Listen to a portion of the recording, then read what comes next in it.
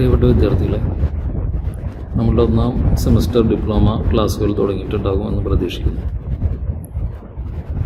നമ്മളുടെ ഒന്നാമത്തെ സെമസ്റ്റർ ഡിപ്ലോമയിൽ നമ്മൾക്ക് പഠിക്കാനുള്ള വിഷയങ്ങളെ ഒന്ന് പരിചയപ്പെടുത്തുക എന്നുള്ളതും എന്താണ് ഡിപ്ലോമ സബ്ജക്റ്റുകളിൽ പ്രധാനമായിട്ട് വരുന്നത് എന്നത് നിങ്ങൾ മനസ്സിലാക്കാനാണ് നമ്മൾ ഈ വീഡിയോ ചെയ്തിട്ടുള്ളത്. നമ്മളിവിടെ ഈ സ്ക്രീനിൽ നമ്മൾ കാണുന്നത് പോലെ 10 വിഷയങ്ങളാണ് ഒന്നാമത്തെ സെമസ്റ്ററിൽ ഡിപ്ലോമക്ക് നമുക്ക് പഠിക്കാനുള്ളത്. നേരത്തെ നമ്മൾ പഠിച്ചിട്ടുള്ള 10ാം ക്ലാസ്സും +2 നിന്നൊക്കെ വ്യത്യസ്തമായി നമ്മൾ സെമസ്റ്റർ സിസ്റ്റത്തിലാണ് ഡിപ്ലോമ ഉള്ളത്. ആകെ 3 വർഷത്തിൽ 6 സെമസ്റ്ററുകളായിട്ടായിരിക്കും ഡിപ്ലോമ നമ്മൾ പഠിക്കാനായിട്ട് പോകുന്നത്. ആദ്യത്തെ സെമസ്റ്ററിൽ നമുക്ക് 10 വിഷയങ്ങളാണ് നിലവിലുള്ളത്. ആ 10 വിഷയങ്ങളിൽ നമുക്കറിയാം, ആദ്യത്തെ 4 വിഷയങ്ങൾ പൂർണ്ണമായിട്ടും തിയറി സബ്ജക്റ്റുകളാണ്. 5ാമത്തെ എഞ്ചിനീയറിംഗ് ഗ്രാഫിക്സ് എന്നത് ഡ്രോയിങ് സബ്ജക്റ്റാണ്. ബാക്കിയുള്ള 5 വിഷയങ്ങൾ പ്രാക്ടിക്കൽ ഓറിയൻറ്റഡ് ആയിട്ടുള്ളതാണ്. അപ്പോൾ നമ്മൾ ഈ സ്ക്രീനിൽ നമ്മൾ കാണുന്ന പ്രധാനപ്പെട്ട കാര്യം, സീരിയൽ നമ്പർ 1 മുതൽ 10 വരെ നമുക്ക് കാണാൻ കഴിയും. അതുപോലെ തന്നെ കോഴ്സ് കാറ്റഗറി എന്നുള്ളത് നമുക്ക് കാണാനായിട്ട് കഴിയും. ഏത് രീതിയിലുള്ള സബ്ജക്റ്റാണ് അത് വരുന്നത് എന്നാണ് അതിനെ സൂചിപ്പിക്കുന്നത്. കോഴ്സ് കോഡ്, നമ്മളുടെ ഡിപ്ലോമയിലുള്ള മുഴുവൻ സബ്ജക്റ്റുകളും ഓരോ കോഡിനെ ബേസ് ചെയ്തിട്ടായിരിക്കും നമ്മൾ പഠിക്കാനായിട്ട് പോകുന്നത്, അല്ലെങ്കിൽ നമ്മൾ തിരിച്ചറിയാൻ പോകുന്നത്. അപ്പോൾ അതിൽ 1001, 1002, 1003 എന്നുള്ളതൊക്കെ അതാത് സബ്ജക്റ്റുകളുടെ കോഡാണ്. നിങ്ങൾ മനസ്സിലാക്കി വയ്ക്കുന്നത് നിങ്ങൾക്ക് ഗുണകരമായിരിക്കും. 3ാമത്തെ കോളത്തിലുള്ളത് കോഴ്സിനെയും ഓരോ സബ്ജക്റ്റുകളുടെ പേരാണ്. നമ്മളിവിടെ 10 സബ്ജക്റ്റുകളാണ് നമുക്ക് വരുന്നത്. Communication skill in English, mathematics 1, applied physics 1, applied chemistry, engineering graphics, applied physics lab, applied chemistry lab, introduction to IT system, engineering workshop practice, sports and yoga. അതിനുശേഷം നമ്മൾ കൊടുത്തിട്ടുള്ളത് എത്ര മണിക്കൂറാണ് ഓരോ ആഴ്ചയിലും നമുക്ക് ഇതുമായി ബന്ധപ്പെട്ട് പഠിക്കേണ്ടതുള്ളത് എന്നാണ്. അതിൽ ആദ്യത്തിൽ കൊടുത്തിട്ടുള്ളത് LTP എന്ന് നിങ്ങൾ മുകളിൽ കാണുന്നുണ്ടാവും. LTP എന്നതുകൊണ്ട് ഉദ്ദേശിക്കുന്നത് L എന്നത് ലെക്ചറിങ് അവേഴ്സ് എത്രയാണെന്നുള്ളതാണ്. T എന്നത് ട്യൂട്ടോറിയൽ അവേഴ്സാണ്. 3ാമതായിട്ട് P എന്ന് കൊടുത്തിരിക്കുന്നത് പ്രാക്ടിക്കലിൻ്റെ അവേഴ്സാണ്. അപ്പോൾ നമ്മൾ കമ്മ്യൂണിക്കേഷൻ സ്കിൽസ് നമുക്കറിയാം തിയറി സബ്ജക്റ്റാണ്. അത് 4 ലെക്ചർ അവറായിരിക്കും ഒരാഴ്ചയിൽ ഉണ്ടാകുന്നത്. അതുപോലെ തന്നെ മറ്റുള്ള മാത്തമാറ്റിക്സ് 5 പീരീഡ് ആയിരിക്കും ഒരാഴ്ചയിൽ നമുക്കുണ്ടാകുന്നത്. നമ്മൾ അതിൻ്റെ താഴേക്ക് വന്നാൽ എഞ്ചിനീയറിംഗ് ഗ്രാഫിക്സ് നമ്മൾ നോക്കിക്കഴിഞ്ഞാൽ അത് പ്രാക്ടിക്കൽ രീതിയിലാണ് നമ്മൾ കൊടുത്തിട്ടുള്ളത്. അത് 3 പീരീഡായിരിക്കും ഒരാഴ്ചയിലുള്ളത്. ഫിസിക്സിന് 2 പീരീഡിൻ്റെ ലാബ്, കെമിസ്ട്രി 2 ലാബുകൾ, IT 3 പീരീഡാണ് ആകെ ഉള്ളത്. അതിലൊന്ന് ലെക്ചറിങ് അവറും 2 പ്രാക്ടിക്കൽ ലാബുമാണ് കൊടുത്തിട്ടുള്ളത്. വർക്ക്ഷോപ്പ് പ്രാക്ടീസ് 3 പ്രാക്ടിക്കൽ വർക്ക്ഷോപ്പ് ലാബായിരിക്കും ഉള്ളത്. സ്പോർട്സ് ആൻഡ് യോഗയിൽ 2 പീരീഡുകളാണ്, അത് പ്രാക്ടിക്കൽ ഓറിയൻറ്റഡ് ആയിട്ടാണ് കൊടുത്തിട്ടുള്ളത്. ആകെ നമുക്ക് ഒരാഴ്ചയിൽ നമ്മൾ മൊത്തം ഒരു ദിവസത്തിൽ 6 പീരീഡുകളും 5 ദിവസങ്ങളിലായിട്ട് ആകെ 30 മണിക്കൂറാണുള്ളത്. അതിൽ നമുക്ക് ലെക്ചറിങ് തിയറി അവേഴ്സ് 16, അതുപോലെ തന്നെ പ്രാക്ടിക്കലും 14 പ്രാക്ടിക്കൽ അവേഴ്സ് അടക്കം 30 പീരീഡുകളായിരിക്കും ഒരാഴ്ചയിൽ നമുക്ക് നിലവിൽ പഠിക്കാനായിട്ടുള്ളത്. പിന്നീട് ഇവാലുവേഷൻ സ്കീമാണ്. നമ്മൾ എങ്ങനെയാണ് ആ പഠിച്ച കാര്യങ്ങളെ ഇവാലുവേറ്റ് ചെയ്യുന്നത് എന്നുള്ളതാണ് പിന്നീട് കൊടുത്തിട്ടുള്ളത്. അതിൽ കണ്ടിന്യൂസ് അസസ്മെൻറ്റ് എന്നുള്ള നമ്മൾ കണ്ടിട്ടുള്ള കണ്ടിന്യൂസ് അസസ്മെൻറ്റ് എന്നുള്ളത് നമുക്ക് CA എന്ന് കൊടുത്തിട്ടുണ്ട്. അപ്പോൾ അതിൽ 50 മാർക്കാണ് കമ്മ്യൂണിക്കേറ്റീവ് ഇംഗ്ലീഷിന്. അതുപോലെ ESA എന്നുള്ളത് നമ്മൾ കാണുന്നുണ്ട്, അത് 75 മാർക്കാണ്. അങ്ങനെ ആകെ 125 മാർക്കാണ് ആകെ നമുക്ക് ഈ കമ്മ്യൂണിക്കേഷൻ സ്കിൽ ഇൻ ഇംഗ്ലീഷ് എന്ന സബ്ജക്റ്റ് വരുന്നത്.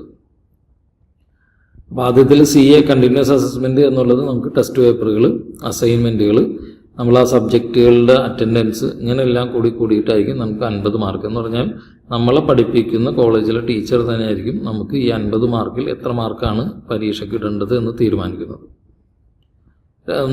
2ാമത്തെ കൊടുത്തിട്ടുള്ളത് സമ്മേറ്റീവ് അസസ്മെൻറ്റിൻ്റെ അതിൻ്റെ ഒരു എൻഡ് സെമസ്റ്റർ അസസ്മെൻ്റാണ്. എൻഡ് സെമസ്റ്റർ അസസ്മെൻറ്റ് എന്നുള്ളതിന് 75 മാർക്ക്, അഥവാ അത് സ്റ്റേറ്റ് ബോർഡ് ഓഫ് ടെക്നിക്കൽ എഡ്യൂക്കേഷൻ്റെ ക്വസ്റ്റ്യൻ പേപ്പറിൻ്റെ അടിസ്ഥാനത്തിൽ 75 മാർക്ക്. അതായത് നമുക്ക് ഈ കോഴ്സ് ഒരു ഒന്നാമത്തെ സെമസ്റ്റർ തീരുമ്പോൾ നടക്കുന്ന പരീക്ഷയിൽ വരുന്ന ക്വസ്റ്റ്യൻ പേപ്പറിൽ 75 മാർക്കായിരിക്കും നമുക്ക് വരുന്നത്. അങ്ങനെ ആകെ 125 മാർക്കാണ് വരുന്നത്. തിയറി പേപ്പറുകളിലെല്ലാം ഒരേ പാറ്റേൺ തന്നെയായിരിക്കും. ഡ്രോയിങ് പേപ്പേഴ്സിന് ഒറ്റ പാറ്റേൺ ആയിരിക്കും. 50 മാർക്ക് നമ്മുടെ കോളേജിൻ്റെ ഇൻറ്റേർണൽ എക്സാമിനേഷനിലൂടെയും 75 മാർക്ക് എക്സ്റ്റേണൽ എക്സാമിനിലൂടെയും ആകെ 125 മാർക്കുകളായിരിക്കും വരുന്നത്. അതിൽ നമുക്ക് പിന്നെ അടുത്ത പേപ്പർ ഇപ്പോൾ കെമിസ്ട്രി ലാബ് പ്രാക്ടിക്കൽ ലാബുകൾ നമ്മൾ നോക്കിക്കഴിഞ്ഞാൽ അതിൻ്റെ നേരെ തിരിച്ചായിരിക്കും അതിൽ മാർക്ക് ഡിസ്ട്രിബ്യൂഷൻ വന്നിട്ടുള്ളത്. അതിൽ കോളേജിൽ നിന്ന് പിന്നെ ടെസ്റ്റ് പേപ്പറുകൾ അസസ്മെൻറ്റ് മറ്റു കാര്യങ്ങളിലൂടെ 75 മാർക്കും ലാസ്റ്റ് നടക്കുന്ന എക്സാമിനേഷനിൽ 50 മാർക്കും അടക്കം. അപ്പോൾ 75ഉം 50ഉം അടക്കം 125 മാർക്കിൽ തന്നെയായിരിക്കും അതിൻ്റെ വാല്യുവേഷൻ മറ്റു കാര്യങ്ങൾ നടക്കുന്നത്. നിങ്ങൾക്ക് ഈ പേപ്പർ ഇതിൽ നോക്കി കഴിഞ്ഞ് തന്നെ ഒരു കാര്യം മനസ്സിലാക്കാൻ പറ്റും. അപ്ലൈഡ് ഫിസിക്സിന് അവിടെ മാർക്കൊന്നും ഇട്ടിട്ടില്ല. അതുപോലെ തന്നെ എഞ്ചിനീയറിംഗ് വർക്ക്ഷോപ്പ് പ്രാക്ടീസിനും മാർക്ക് നിലവിൽ ഇട്ടിട്ടില്ല. അതിൽ തന്നെ ഒരു കാര്യം നമ്മൾ നോക്കിയാൽ നമുക്ക് കാണാൻ പറ്റും. അപ്ലൈഡ് ഫിസിക്സ് ലാബിൻ്റെ കോഡ് എന്നത് 2006 വർക്ക്ഷോപ്പ് പ്രാക്ടീസിൻ്റെ 2009. അപ്പോൾ ഇവിടെയും 1001 എന്ന് പറഞ്ഞാൽ ഒന്നാമത്തെ സെമസ്റ്ററിലുള്ള ഒരു പേപ്പറാണ് എന്ന് നമുക്ക് മനസ്സിലാക്കാൻ കഴിയും. 2000 അല്ലെങ്കിൽ 2 തുടങ്ങുന്നതെല്ലാം രണ്ടാമത്തെ സെമസ്റ്ററിലായിരിക്കും. അപ്പോൾ ഫിസിക്സ് ലാബിൻ്റെയും അതുപോലെ തന്നെ എഞ്ചിനീയറിംഗ് വർക്ക്ഷോപ്പ് പ്രാക്ടീസിൻ്റെയും മാർക്കുകൾ ഇടുന്നത് അല്ലെങ്കിൽ അതിൻ്റെ പരീക്ഷകളും മറ്റു കാര്യങ്ങളൊക്കെ നടക്കുന്നത് രണ്ടാമത്തെ സെമസ്റ്ററിൻ്റെ അവസാനത്തിലായിരിക്കും. അതുകൊണ്ടാണ് അതിൻ്റെ 2000 കോഡ് വരുന്നതും ഒന്നാമത്തെ സെമസ്റ്ററിൽ മാർക്കുകളൊന്നും നിലവിൽ ഇടാതിരിക്കുകയും ചെയ്തിട്ടുള്ളൂ. അത് കഴിഞ്ഞിട്ടുള്ള ഒരു കോളം എക്സാം ടൈപ്പാണ്. അതിൽ ടി ബി പി എന്ന് നമുക്ക് കാണാനായിട്ട് പറ്റും. ടി എന്നാൽ തിയറി സബ്ജക്റ്റുകളാണ്. അത് എഴുത്ത് പരീക്ഷയിലൂടെ ആയിരിക്കും നമ്മുടെ ഇവാലുവേഷൻസ് നടക്കുന്നത്. എഞ്ചിനീയറിംഗ് ഗ്രാഫിക്സ് എന്നുള്ളത് ഡി ആണ്, ഡ്രോയിങ് പേപ്പറാണ്. ഫിസിക്സ് ലാബ് മുതൽ physics chemistry IT workshop practice എല്ലാം പി എന്ന് കാണുന്നതെല്ലാം പ്രാക്ടിക്കലാണ്.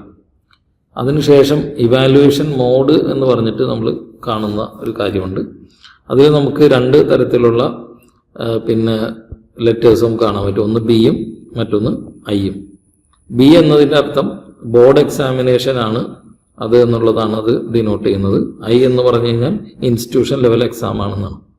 ഇൻസ്റ്റിറ്റ്യൂഷൻ ലെവൽ എക്സാമിനേഷൻസ് നമ്മളുടെ തന്നെ ടീച്ചേഴ്സോ അല്ലെങ്കിൽ ടീച്ചേഴ്സ് ചുമതലപ്പെടുന്ന മറ്റു ഡിപ്പാർട്ട്മെൻറ്റ് നമ്മുടെ കോളേജിലെ തന്നെ അധ്യാപകർ നടത്തുന്ന പരീക്ഷ, അതിൻ്റെ ഉത്തരക്കടലാസിൻ്റെ നിർണ്ണയം, അതിൻ്റെ പ്രാക്ടിക്കലിൻ്റെ മാർക്ക് ഇടുന്നതെല്ലാം ഐ എന്നുള്ള സബ്ജക്റ്റുകളിൽ ഇൻസ്റ്റിറ്റ്യൂഷൻ ലെവൽ, അതായത് ആ കോളേജ് തന്നെയായിരിക്കും അതിന് മാർക്ക് ഇടുന്നത്. അതിനാണ് ഐ എന്ന് പറയുന്നത്.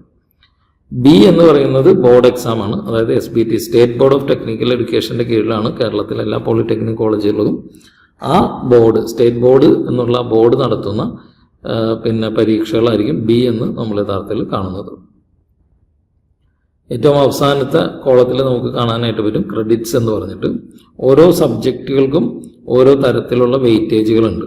അപ്പോൾ ചില സബ്ജക്റ്റുകൾ നമ്മൾ പഠിച്ചു കഴിഞ്ഞാൽ കൂടുതൽ ക്രെഡിറ്റുകൾ കിട്ടും. ക്രെഡിറ്റ് എന്നതുകൊണ്ട് ഉദ്ദേശിക്കുന്നത് അതിൻ്റെ എത്രത്തോളം പ്രാധാന്യം അതിനുണ്ട് എന്നുള്ളതാണ് ആ സബ്ജക്റ്റ് കൊണ്ട് ഉദ്ദേശിക്കുന്നത്. അപ്പോൾ നമ്മൾ ഓരോ സബ്ജക്റ്റുകൾ പാസ്സാകുമ്പോഴും അതിന് കിട്ടിയ ക്രെഡിറ്റും അതിൻ്റെ മാർക്കുകൾ അല്ലെങ്കിൽ ഏത് ഗ്രേഡാണ് കിട്ടിയത് വെച്ചിട്ട് നമ്മൾ അതിനെ മൾട്ടിപ്ലൈ ചെയ്തിട്ടാണ് എന്ത് ചെയ്യുന്നത്, ലാസ്റ്റ് നമ്മളുടെ ഒരു CGPA എന്ന് പറഞ്ഞ ഒരു ഗ്രേഡ് നമ്മൾ കാൽക്കുലേറ്റ് ചെയ്യുന്നത്.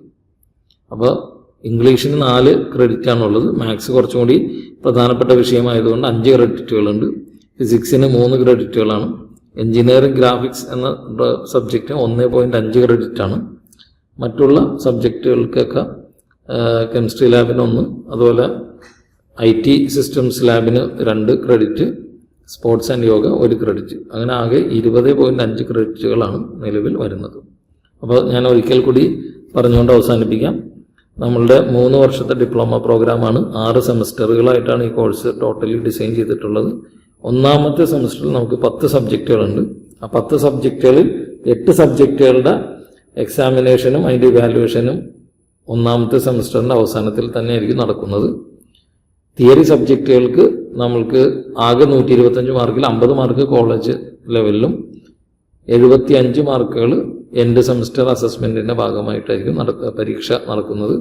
പ്രാക്ടിക്കലിലേക്ക് വരുമ്പോൾ കോളേജ് ലെവലിൽ നടക്കുന്ന അറ്റൻഡൻസ് അതുപോലെ മറ്റ് മാർക്ക് കാര്യങ്ങളിലൂടെ നമുക്ക് വരുന്ന 75 മാർക്കും അവസാന വർഷ അല്ലെങ്കിൽ അവസാന സെമസ്റ്റർ പരീക്ഷകളിലൂടെ നമുക്ക് 50 മാർക്കുമായിരിക്കും നിലവിൽ വരുന്നത്. അപ്പം ഇത്രയുമാണ് നമ്മളുടെ ആദ്യത്തെ ഒരു സെമസ്റ്ററുമായി ബന്ധപ്പെട്ടുകൊണ്ട് നമുക്ക് വരുന്ന കാര്യങ്ങൾ. ഇതിനെ ബേസ് ചെയ്ത് മനസ്സിലാക്കിക്കൊണ്ടും നല്ല രീതിയിൽ പഠിച്ച് ഒന്നാമത്തെ സെമസ്റ്ററിൽ വളരെ നല്ല മാർക്കുകൾ മേടിക്കാൻ കഴിയട്ടെ എന്ന് നിങ്ങൾ ഓരോരുത്തരെയും ആശംസിക്കുന്നു. Thank you very much.